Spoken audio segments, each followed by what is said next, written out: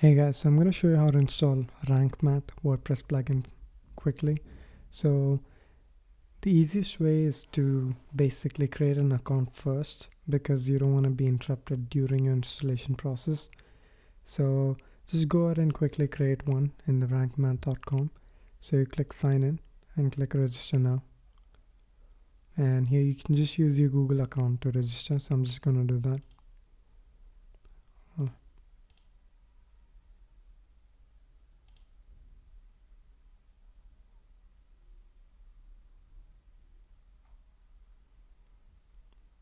Right, so you need to just check your email.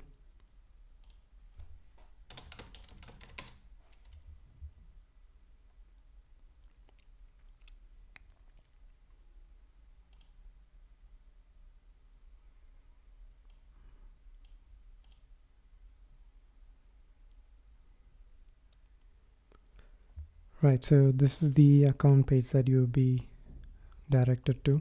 So from here, if you click on websites, from here is where, keep an eye on this page because this is where we'll be connecting. So you don't really need to download it from here. You can actually just go to your dashboard, click on plugins, click add new, and type in Rankmath.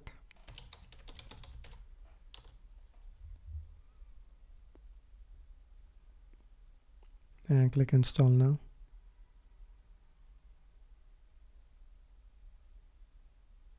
Activate. Right, so once it's installed, you can just go ahead and click on setup wizard. And here you can just connect your account. Right, so click OK.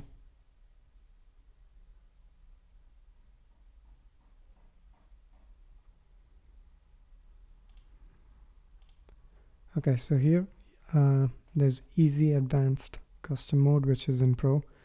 Well, I would suggest to go through advanced rather than easy because you get more details. You get more options to actually change certain SEO settings. So you click on advanced, click setup as start wizard. Right, so I'm just going to choose personal blog. It's up to you what website you're going to be installing this on. So depending on that, you choose this. So I'm just going to click on personal blog. So upload a logo. This is the minimum size for it. So I'm just going to do that.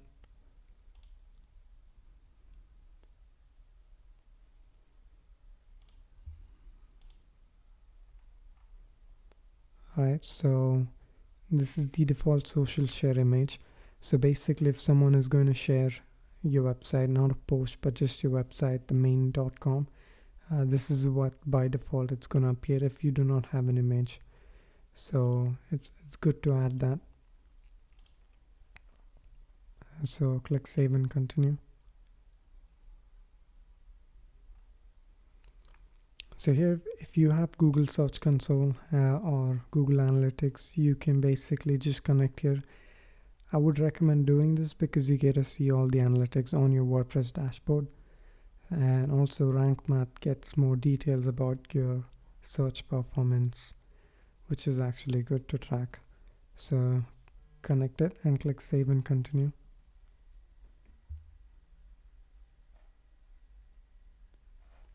Right, so here you don't need a sitemap. You need include the images. It's up to you if you wanted to add your categories to be indexed, but I usually don't want categories to be indexed, so I'm just going to click on not having it and click save and continue. Right, so no index, empty category, yeah.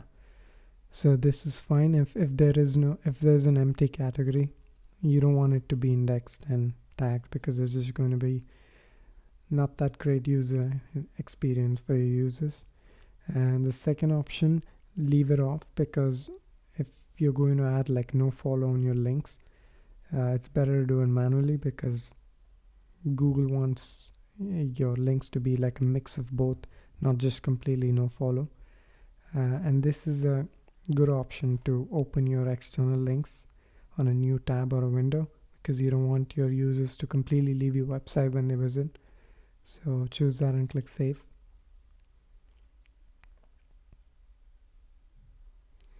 Right, so that's about it. Well, you can leave it to this and you can continue your settings on the plugin itself, not on the wizard. So you can click on return to dashboard.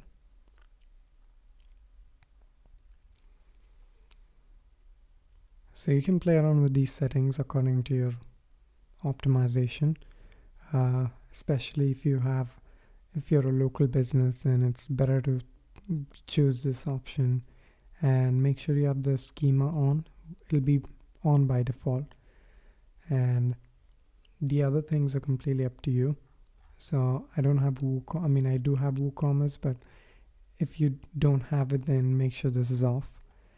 And yeah, so I'll have more tutorials on search engine optimization in the future. So hopefully this helped. So thank you for watching.